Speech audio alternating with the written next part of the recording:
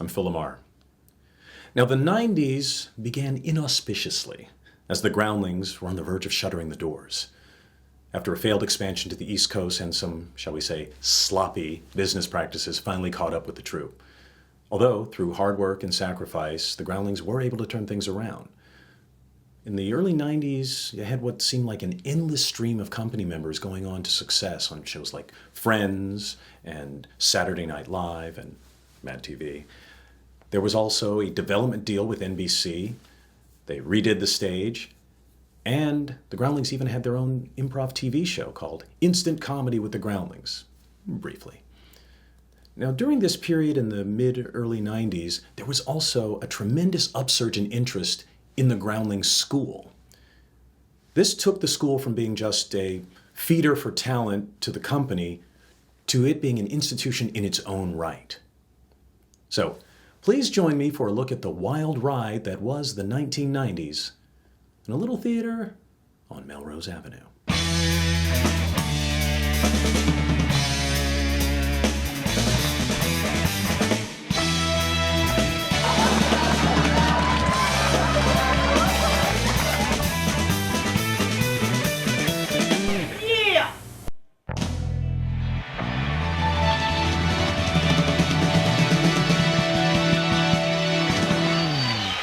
We were in terrible financial straits, and the first thing I think we had to do was give everyone a 10% pay cut, which was not a small thing. Like, for many people, that was really meant like having to take up other work, or like it was horrible to have to do that. At some point, some Groundlings had been being paid like $12 a show to do a show, and then we were being asked to forego the pay. So the Groundlings were broke and we were in the red. And all of a sudden, to stay afloat, we had to pay dues.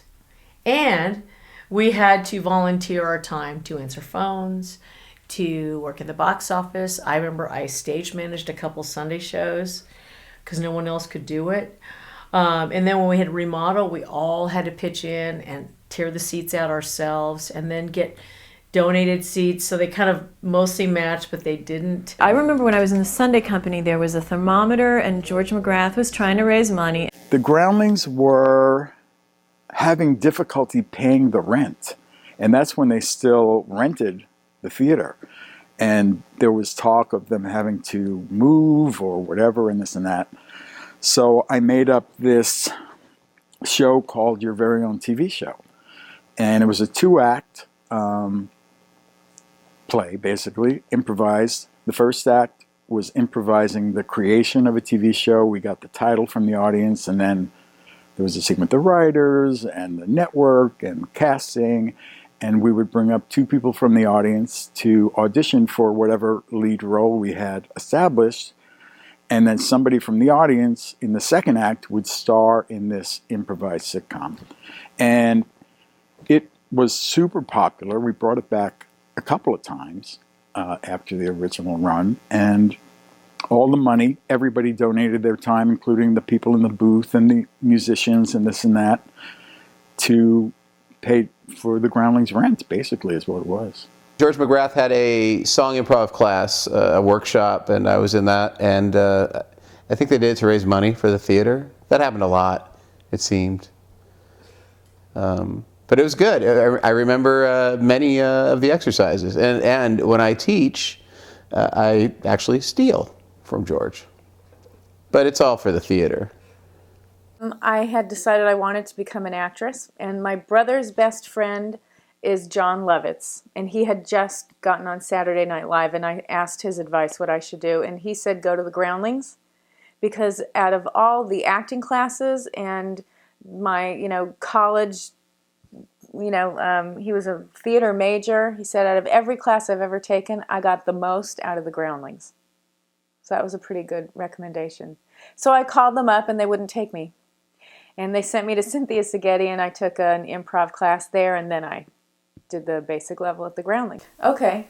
Well, there was one student who was the biggest influence of all, and that's Conan O'Brien, because we were in that outside Cynthia Seghetti class. So that's how I'm not answering your question. But because I loved his sense of humor, and that felt comfortable to me. A lot of my favorite memories of having been at the Groundlings have to do with what went on backstage, almost more than what went on stage. I was in a particularly nutty and fun, colorful group. People like Heather Morgan, Karen Mariyama, Julia Sweeney, Kathy Griffin, Lisa Kudrow, and just a variety of other really fun and diverse people. And it was the backstage ribbing, because we gave each other a hard time constantly. There was a lot of really stupid behavior between the 8 and the 10 o'clock shows, or during intermission. Yeah, I think it's the backstage hijinks. I don't know that I have a specific one that I can say on camera, commit to. But we used to do really stupid things, like we'd have dance contests backstage, see who could do the best Shanae tour into a layout, which is kind of a jazz dance step. And everyone would do it, and sometimes people would do it in character. And it sounds, really lame. But at the time, and maybe we were drunk, I don't know, it was a lot of fun. Training that I received here when I was a student in the Groundling School has benefited me in so many ways. I couldn't begin to list them. First off, it's given me a flexibility when I've been auditioning for sitcoms and films to either roll with the direction that I'm given during the audition, or to make quick choices while I'm auditioning, or even actually once I have the job and I'm on the set, based on being acutely aware of how the scene is going, what is being responded to, what the feeling is in the room. So I think improv is definitely responsible, or actually rather, my training at the Groundlings is directly responsible for everything I've done in my professional career.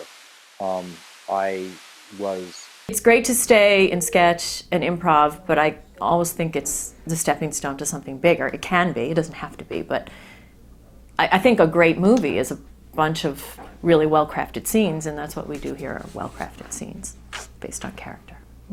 Yeah, and I once did a guy who was stalking me. I turned him into a woman and did him as a woman, and then he was in the audience and saw that, and he thought that was like a love letter to him, and he was insane. But what sketch was that? That character turned into a lot, the smoky kind of clips you have. Long Island Iced Tea, who's that?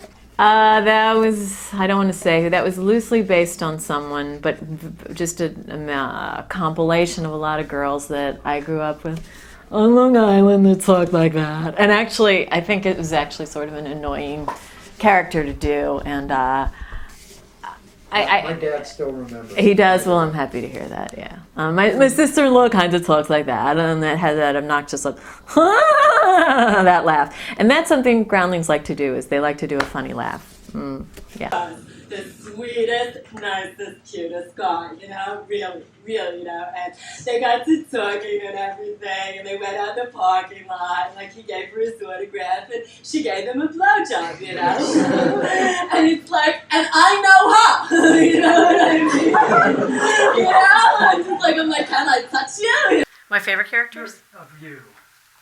Well, the ones that you probably remember are Puping Chow. Okay, so she's like a feisty Chinese immigrant. And then I kind of, at the time, there was that need, being the only Asian person in the company. So I did do things like I did Jackie Chan, I did Judge Ito, I did, what's her name? The president of the Philippines. Imelda Marcos. Christy Yamaguchi, you name it. If they were Asian, and there aren't that many, I'd count them on one hand, and they were in the news somehow, or it was like, something that was, in the culture, whatever, we did it. I did it. Those are my favorites. And then Miss Grandma Strawberry, who was just like, she didn't speak. She was just kind of crazy. So those are my favorites.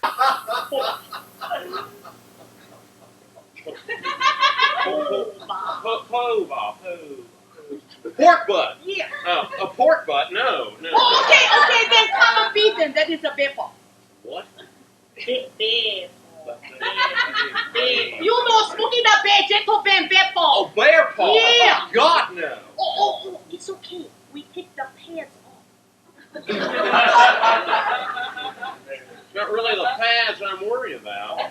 One of my favorite characters was Pearl, and that was this lady that lived. She didn't live in the cage, but she was seen in a penned off area, and people loved her. I mean, people would see her and they would just be like, "Oh my God, I love Pearl. I love that woman in the cage." Everybody would just say the woman in the cage.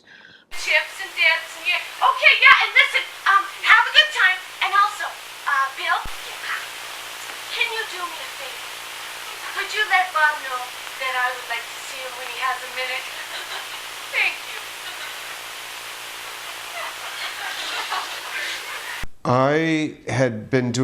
I was doing a play called Funny Girl with Sherry Eichen playing Fanny Bryce, and I was the Ziegfeld tenor.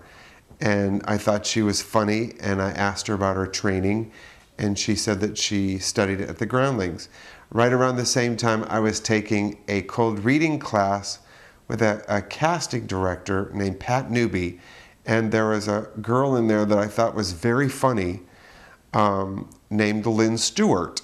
And I asked Lynn Stewart where she had studied, and she said the Groundlings. And so that was two very funny people that said that they had studied with the Groundlings. Right around that same time, a friend of mine, Tom McCoy, was going to, he was called into audition for a replacement role in Casual Sex, which was at the Groundlings. So he asked me to go with him. So I went, and that's when I saw Judy Toll and Wendy Goldman and a whole lot of the Groundlings doing Casual Sex. And then I started going to the shows after that. And I lived down in Orange County, and I would take the bus up. I was going to college, and I would take the bus up and go see the Groundlings show. Yeah, just hanging out in the lobby after the show. Deanna would spring for a 12-pack of Miller Genuine Draft, and that's not product placement, me saying that, but I guess it is. And we would just sit there and have beer and make each other laugh and tell stories and jokes and talk about stuff until the wee hours, including as late as 2:30 or 3 in the morning, which is these days, boy, that's really late. But and one time on one of the lobby nights, I actually got paged. This is back in the days of pagers, which is ancient history for you young folk. And I got paged, and it was Margie, my wife, and her water had broke for our second child, Aaron. And so I had to go home and take her to the hospital. I got home, took her to the hospital, and an hour later, little Aaron was in the world. So yeah, it was fun.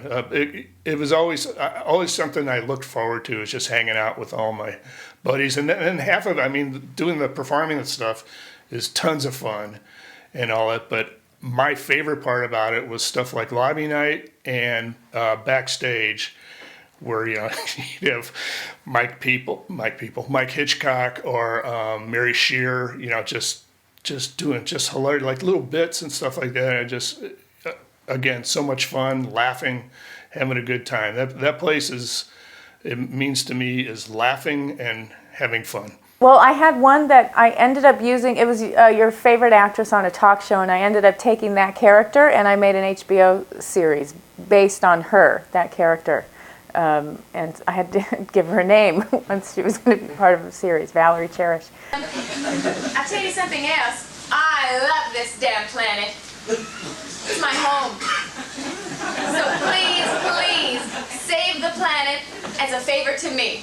I love you for it. I really will. I love working with all of them.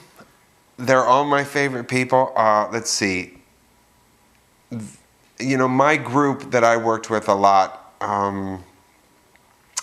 would be like, Heather Morgan, Patrick Bristow, Jennifer Coolidge, Mike Hitchcock, Vic Wilson, Mindy Sterling, Julia, let's see, Chris Darga, John Cervenka.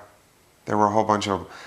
Probably my favorite groundling, I have, all my best friends now are groundlings. The people that I see regularly are groundlings.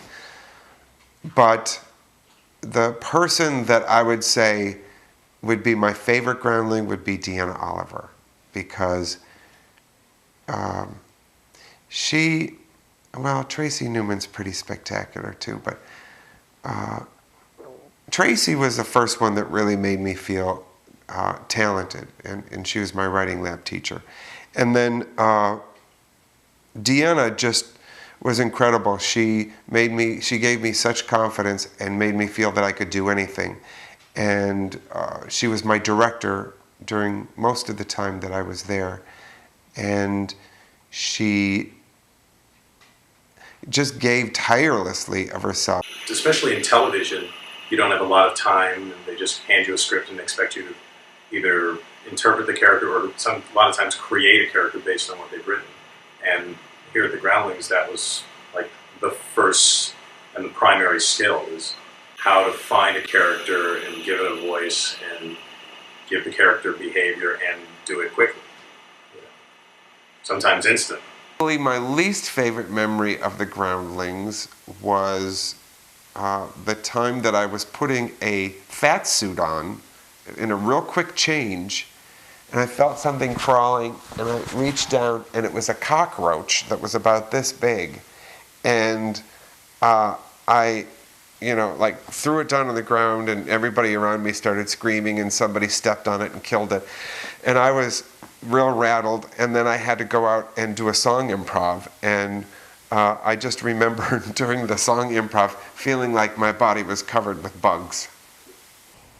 One of the things, I like to play practical jokes, and I loved to torment Tim Bagley, who was in the company at the same time. Like, I had this can of what was called fart spray, which was this really nasty smelling stuff that came in an aerosol can, and I would spray his wigs with it and not tell him, so that he'd go on stage and something would smell. And he couldn't figure out what it was for a very long time. So that's one of my favorite memories, is tormenting him as much as possible. And we would try to crack each other up here and there, but for the most part, we were pretty pretty professional. But one time we were doing, it was Patrick Bristow, Roger Eschbacher, and I were playing women at a voting poll, and I was reading a newspaper, and when I looked up, there was this figurine sitting on the thing, just this porcelain figurine of a clown playing a flute or something, and it had never been there before, and I just lost it. So those kind of things were just stupid, but fun. Favorite character to perform as is I do a character that was created here called Burl Dawson, who is he's a drama teacher who is extremely serious about his craft, and to the point of becoming a little crazy at times. And he's very, very passionate about acting, and he's a very bad teacher. So he's fun to play because he has a lot of bad advice, but he's also very passionate about it. So I do have fun playing him. And the nice thing about growing older is now I don't have to pad myself when I play him. I used to have to pad myself to look a little fatter. Now I am fatter. So it worked out great. I didn't focus myself on trying to get on SNL or anything because I wasn't convinced that was really why I was there. But I needed this creative outlet because of my day job, which was a casting director. And at the time I became a groundling, I was casting shows like Friends and The West Wing and Family Matters and Knots Landing and Suddenly Susan. And, I had a lot of shows, but those are kind of the ones that people might recognize. And I really needed this outlet to just get away from all of that and be creative, and there's such a brethren amongst groundlings because we know how hard it is to get into the company, that there's this lifelong bond you have with everybody, even if it's like I never performed with Kristen Wiig, but we were all aware of each other. And so when I see her, she's always wonderfully gracious. And even though we never worked together. The writing lab and advanced class are the best part of the Groundlings to me because you know, it's not, do you mean being in the Groundlings? Or no, the program to me is the best part, because, you know, being in the company does not ensure that you're going to work at all. I mean, especially if, you know, you are wearing some wig and you're playing a 92-year-old, you know, comedy character. There's no one can really cast you.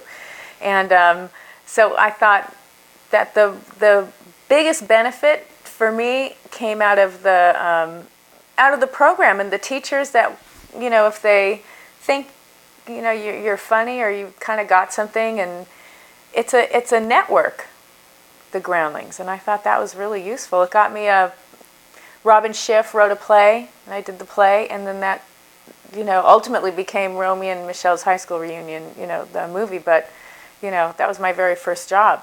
It was because of the Groundlings. Learning how to improvise helped me so much in my writing career. And then I owe my acting career completely to the Groundlings, because one night I was doing a show here on a Thursday night, and the director Christopher Guest was in the audience, and he saw me and he liked me, and I got to meet him, and he said that he was doing this little movie about a small town theater, and we got talking, and that movie became Waiting for Guffman, and I got the job because of him coming to the Groundlings, and that's what started my acting career. So I owe all of that to the Groundlings. I had heard stories of the original building of the Groundlings, because when I was coming through the program while I was in the Sunday Company, I would also sit in with an improv group called Off the Wall. And one of the members of Off the Wall was original Groundling Archie Hahn. And he was like, I built that stage. That's not what Archie sounds like. But it was amazing to now be part of, oh, we're rebuilding the stage. Someday, 20 years from now, I'm going to be able to tell some Groundling, I helped build that stage-ish.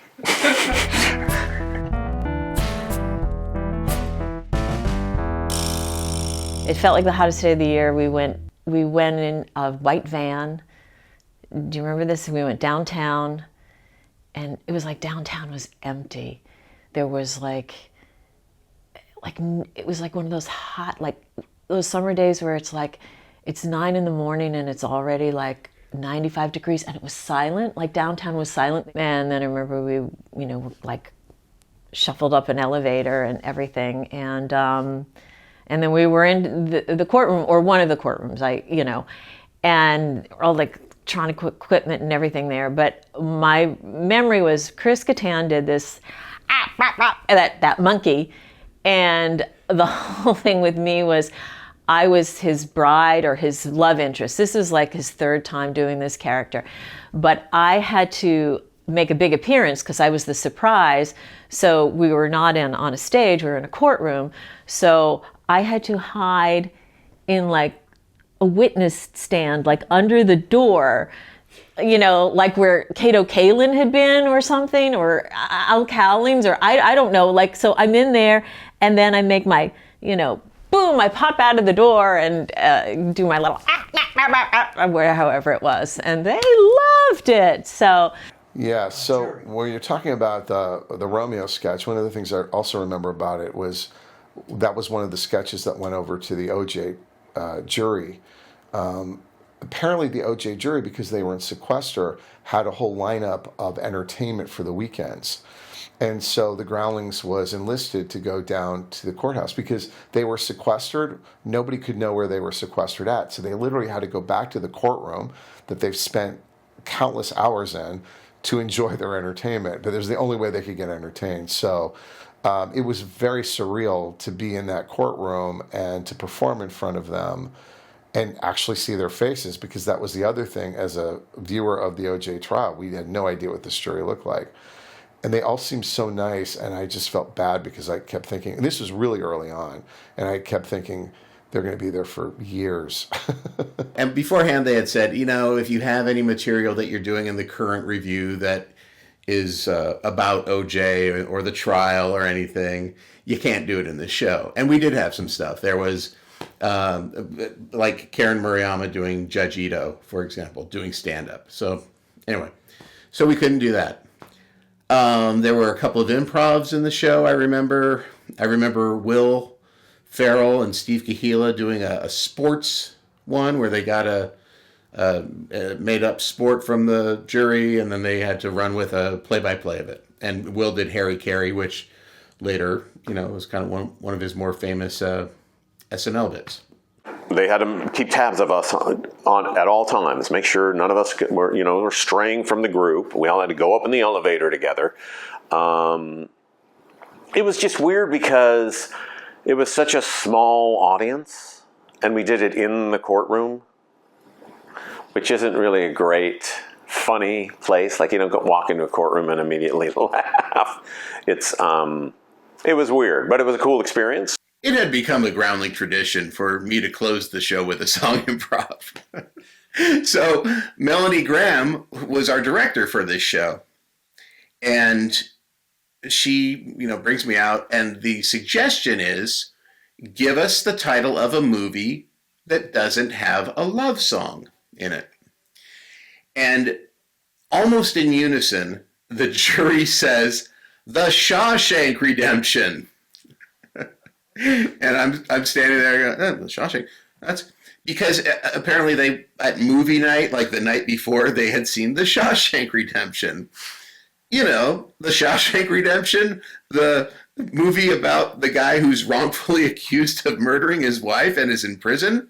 That Shawshank Redemption that's a good movie for the OJ jury to watch. So, that was the suggestion, and we went with it. And oh God, don't say knife, don't say bloody, don't say. I remember my heart beating so hard for Jim, like, don't fuck this up. Anyway. It went great. I did all the standard prison love jokes. I rhymed with shower, cigarettes, make me your bitch, all the classics. And I just remember being kind of stunned walking out of there and having that information that they even know about the Shawshank Redemption, and it's like anyway, we kind of knew OJ was going to get off by the end of the show.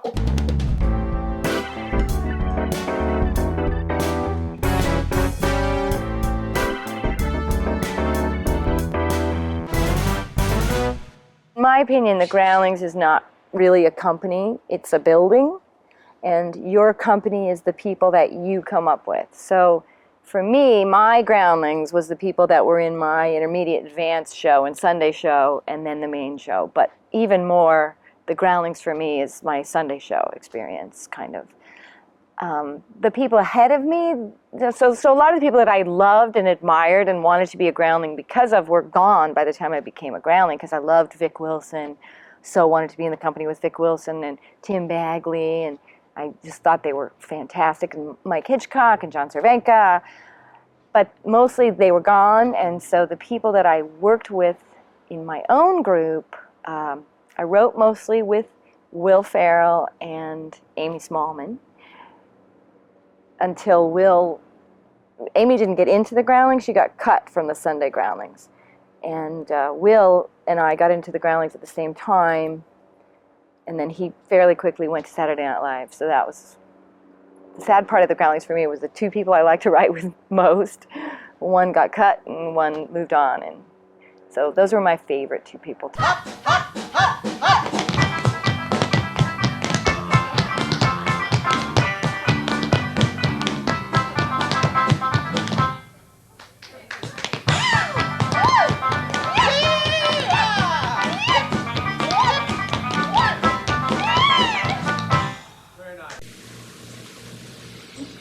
On this earth, you're so bad. If I'm so bad, how'd I get to be first chair? I've been wondering. And you're good? Good enough for government work. People! I came up with a lot of ideas that I presented to Will, and he would always totally just go with it, and he had great ideas, and he was funny, he was fun to work with. But my favorite thing about him, I did a lot with Will. He played softball with me. He played on my agency's softball team. I tried to get him his first agent. My agents rejected him, but my manager took him on.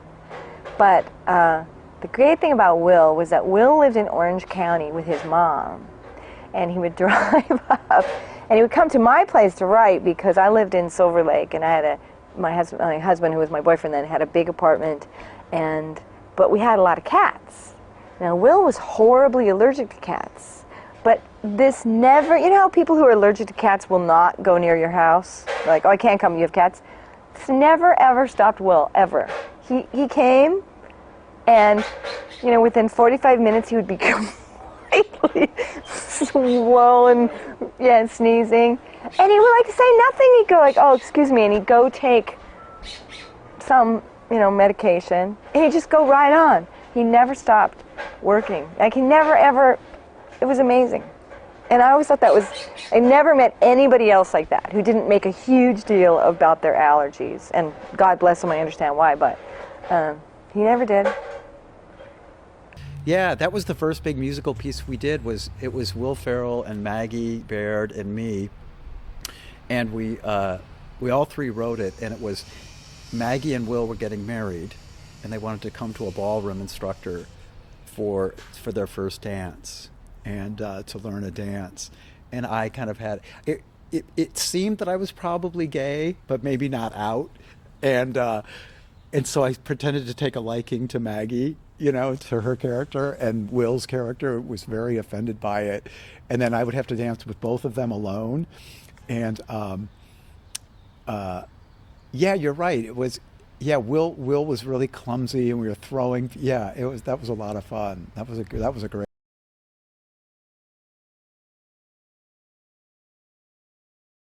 Yes, my name is Roy Jenkins. I'm a very important figure at the Groundlings. No Roy Jenkins, no Groundlings. My favorite memory of the Groundlings is probably getting into the company. The night that I got the phone call that I was a member of the main company, because it's a real tough slog getting in, and when you get there, it's a huge relief and a big joy at the same time. There was a sketch that I did with Will Ferrell in the Sunday Company, and it was fun because I found that most of my best sketches were things that I had done joking around with my friends, and then we thought, hey, well, this is a funny idea. Why don't we make it a sketch?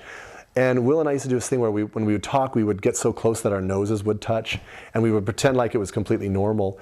And so we did a sketch where we were these guys who work in a copy place, and you know, when we want to talk on the phone, we put the phone right in the person's face, and when we want to look at a document, we put the document right in the person's face like that, and it just made us really laugh. And I think that was one of the most enjoyable pieces I ever participated in while I was there. Jim Wise and I wrote a barbershop quartet piece that was really fun to sing. As I said, we are. You guys are dicks! You're a bunch of assholes! Dicks? Assholes? Well, which one is it?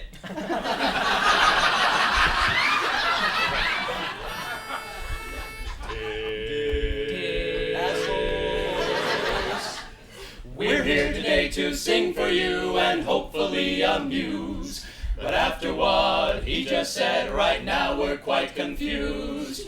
Are we pricks or anuses, the orifice in the buns? Do we feel great when we ejaculate or facilitate the runs? Facilitate the runs.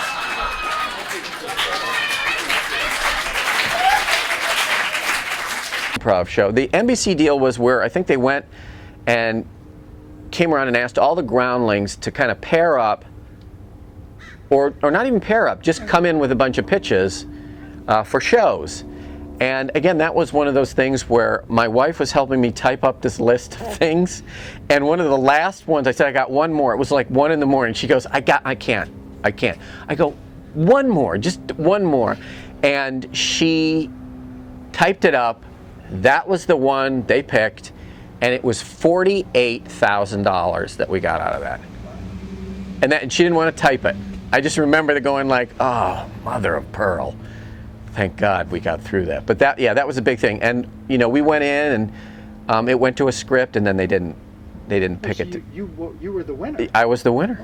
Yeah, I went in and pitched to NBC, and they really liked it and everything. And then I wrote a script for them, and they didn't like that so much. Get money out of that too? Maybe there was some sort of company thing too. Yeah. But that was a great experience, and too, a really hilarious night before going to pitch to them. I called a woman, you know, it's just like, you know, pitching. What do I do? How do I do? I'd never pitched to a network before. And she went, here's what you do. You go in with your production company, which we had, and you say things, and if whatever your production company says, you agree with them, and whatever the network says, when they say something, you look at them and go, I can't believe you just said that. I was thinking that as I was walking in here, no matter what they say. And yeah, I did that. And then she also says, say things like, oh, this character's like Sam from Cheers. And it doesn't matter what, but they understand immediately what you mean as opposed to having to use their brain. So I did that, and all of them work like a charm. It was crazy, you know? So that was hilarious, and but yeah, that worked out with me. Not everything does.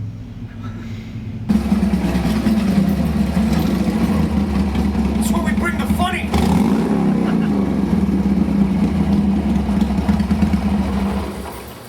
Well, I didn't know I was going to be on camera from the moment I pulled into the alley. I wouldn't have worn a helmet. And I guess I kind of like that because it was the only time I ever did a character and repeated the character and made it work, thanks to Deanna. I think Karen helped me with that as well. I guess, and when I try to teach students about doing a character and finding a character trait, is to be careful of the things that you're repulsed by in other people, because that could be the character. And I just found that people that think, like guys that think they're sexy, it's like it's completely, it backfires on you every time. Watching guys act sexy is disgusting and gross, and so I just try to take that to, you know, the 10th degree or whatever, and just make this guy a guy that just thought he was so incredibly sexy that women couldn't resist him. Plus, it's a little, you know, snippet from the old journal. And if I wrote something with Will, people weren't running up to me afterwards going, "What'd you think of that?" It was, you know, I was writing his coattails. I'll just say it flat out. You're very modest. Yeah. All right. Well, so you know what the Sunday Company is? It's when you it's the rookie team. Okay. So you get really close to all the people who are in that company with you, because you could get cut at any given time. So it's like this foxhole mindset of, you know, we got to live it up now because we can be cut tomorrow and be gone and all this will end. So you really feel strongly attached to everybody in your Sunday Company. So our gang, of course, used to go out drinking every night after rehearsal. Not every night, every rehearsal night, which is once a week. It's not that bad. But then we used to go to Disneyland, and we used to do little adventures and stuff like that. So we had a lot of those Disney days. We had a lot of swimming pool days. Andy Houts, Carrie Turner, Mike LaPrete, and some friends formed a garage band called Whiskey Pickle, and they used to perform on the top of Carrie Turner's roof apartment. So a lot of like party nights that became like these real creative expressions of music. And of course, we're all improv people, so everything is a bit. Like everything gets started. So it's just all the interactions with your friends for all, you know, just every second that you're with somebody is funny stuff. I try to explain to people who are not in the comedy world. It's like you might hang out with some fun people. Oh, this guy at work is funny or whatever. All of our friends are really funny. So you get into anything, and it becomes you know, a 3-hour tour of funny. So it's just a great. All my memories stem from like a normal interaction that becomes crazy. You know, somebody starts a bit, and then Matt Winston and Amy Smallman take it to the next level, and then Laboratory takes it to the next level, and we just keep going and going and going and going. So a lot of crazy stuff like that. There was a night that we were closing a show, and several of it, me, Mike McDonald, and I think Parnell ran through the psych. We were streaking through the psych behind a bit for David John and whoever else was in that. I think LaPrete. But so there was streaking involved. There was your basic silliness, your basic tomfoolery, but at a constant level. Started taking classes, and I mean, thank God I did, because everything that happened for me, you know, career-wise, came out of the Groundlings. My first agent, my first part in a sitcom came because Tony Sepulveda who was directing the Sunday show at the time, cast me in Hope and Gloria, it was called. And from that I got a manager and an agent, and then I started getting little other guest star parts, and then it eventually led to SNL. Again, who are some of your favorite people to work with? Like having a theatrical home here in LA was so nice. I mean, having a place to go, and you know, even when I was just taking classes, being a part of something and making so many friends. So many of the friends that I have made in LA came from the Groundlings. And honestly, I probably wouldn't have had any dates in LA had I not been meeting girls at the Groundlings. You know, and then just the fun of the classes themselves, and then ultimately the fun of doing the Sunday show, which was, I mean, that was such a great time. I mean, the early days especially, it's just, you're kind of all in this thing together, and you don't know how long you're going to be in it, and it's, you're having to come up with new material like pretty much every week, and it's just, sometimes you're flying by the seat of your pants. I know that's an overused expression, but then we would go down to this bar down the street and drink too much, and it was just fantastic. Those were some of the best of times here. And then, you know, it was a great thrill and honor to actually make it into the main company, and then have sort of that feeling of a little bit of security and like, oh, I'm a part of this, and which, you know, is what most of us kind of hope for and strive for, and so to finally get that is very exciting and validating, and, you know, and fun to be able to do a show that's kind of set for a while, and not, you don't have to constantly change the pieces and constantly being trying to impress the main company, you know, and all that. So.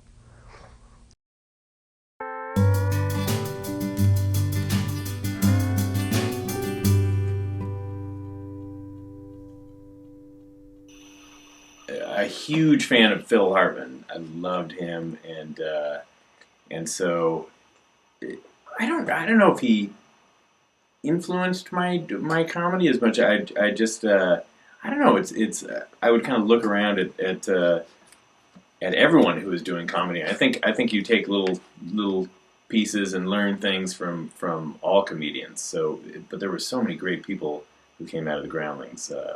You know, that definitely did shape my comedy, and a big part of you know, what I, you know, the comedy I would do would come from the people who were in the company with you. You know, you learn a lot of stuff. You just kind of are shaping your own comedic take, and so a big part of it are all these, you know, these wonderful people that you're on stage with, that you're learning stuff from every night. People tend to do kind of weirder pieces, stuff that's based on premises more than characters, right? And that is more just because I'm bad at doing characters. So,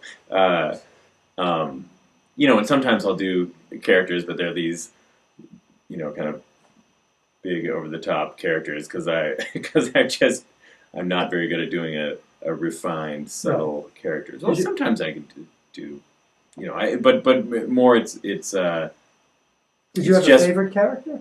Did I have a favorite character? Mm-hmm.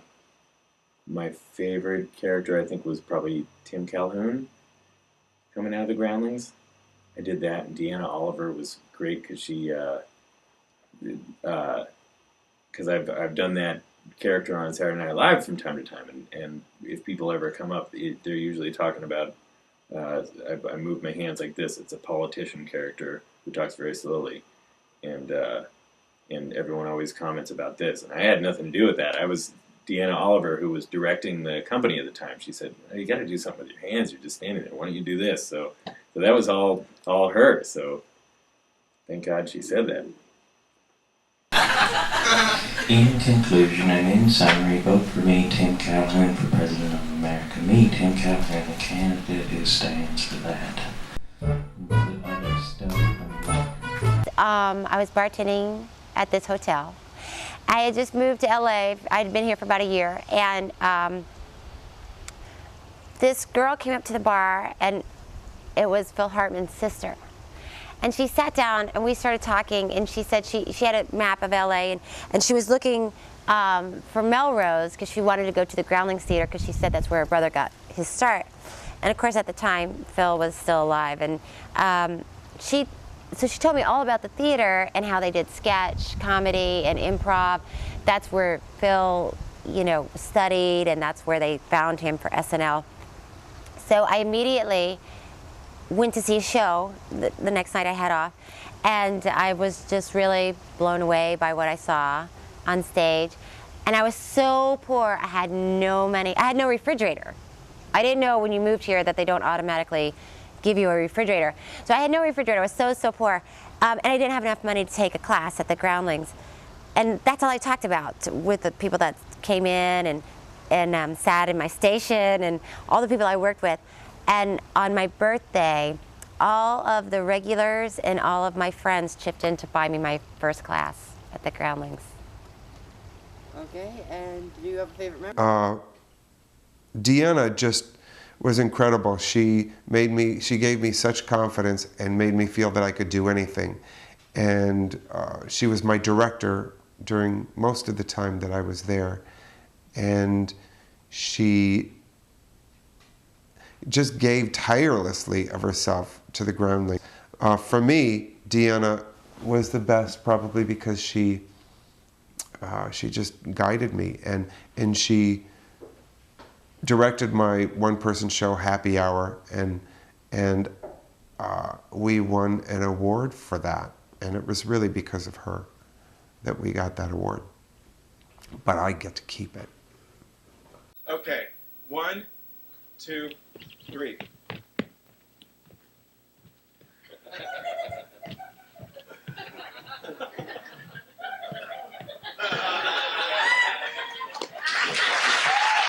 I know, I drive in from Arizona to direct the shows because there's nothing like it. The creative process is exhausting, and you just have to admire how it works here. Am I supposed to look at the camera or you? Doesn't matter, does it? Doesn't matter. These kids write scenes, they bring them in on a Tuesday night. I say yes or no or maybe. And they go home and rewrite them, and then they put them up on a Friday night. You will never see riskier scenes, better material, better than any of the comedy you see on television. Wild stuff, their imaginations are incredible. And then Friday night, I mean, it's insane. Then you barely rehearse them, and they put them up, and they're magnificent. Sometimes they're not, but most of the times, these scenes are actually really, really good for no rehearsal. And the process amazes me. It's difficult because then you got to make cuts, and people aren't happy, and they want their scenes. But that's just part of the process that we all work through. And then sometimes, most of the time, you come up with this nice, good little show that the audience cheers.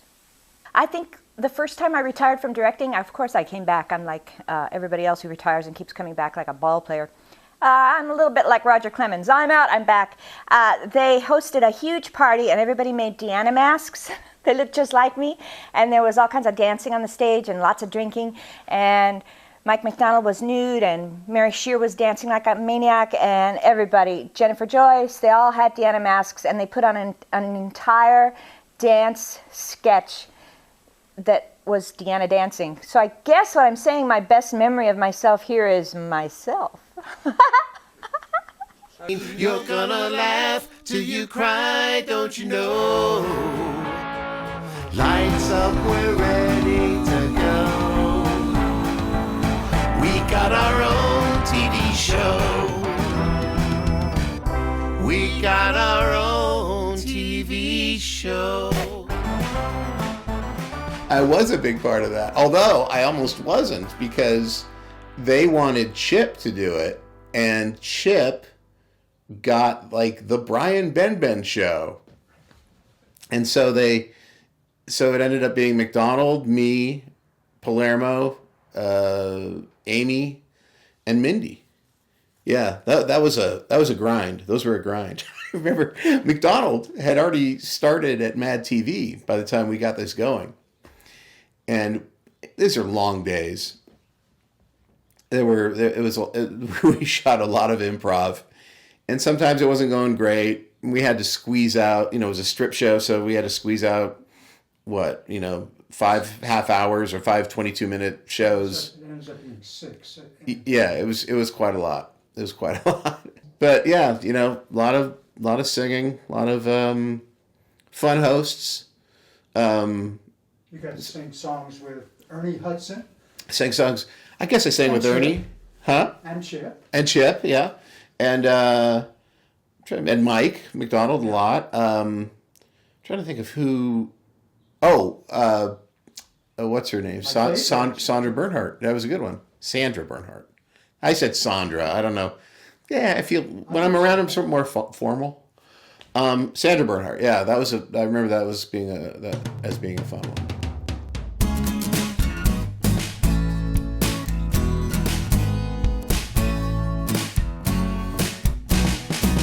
It was much bigger than we'd ever done before, so it was a blast. I mean, it's really, you really feel like you're part of something much bigger than yourself. Speaking for myself, it's like, I love the Groundlings. It's such a big part of my life, but it is one part of my life where I'm an actor. I've got my own career. I'm trying to, get my own career on track and get more work and such. But to be in the anniversary situations, you really feel like, or I really felt like, I was part of a much greater whole. You're part of this bigger historical thing. It's not just me trying to get a job. It's a really big experience. The 25th was a huge month-long festival, which was sort of fun, but I had my own play that I'd written and I was concentrating on that. And no, that was fun. We had a ladies' night and I was actually very proud to be in that. I remember not wanting to do it, and then when they did the ladies' night, it was just all the ladies of the Groundlings. I was like, my heart was beating and I got a little teary because, it's a lot of good. The 25th was a big one. On the 25th anniversary, there were shows every night, and my band also played across the street at a place called The Gig. I guess what's so great about the anniversary shows is seeing the older Groundlings and seeing different styles throughout the years and seeing how much this place means to so many generations of actors and writers. And participating in the shows, what makes them so much fun is, again, going backstage and catching up with everybody. They're like big, huge family reunions. So half the fun of doing a reunion show is hanging out with old friends backstage and seeing some of your favorite sketches come back to life again.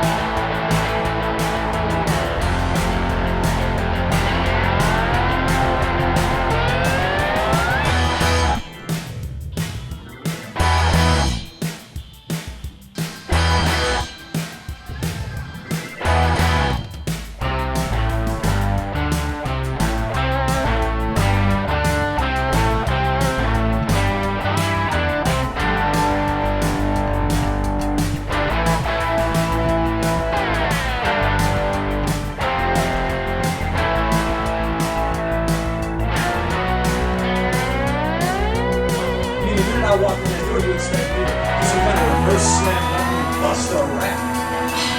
Oh yeah, and you expected me me to answer the door wearing a kimono, holding a tray of sushi. Oh, I know! You want me to do a fan dance and walk on your back!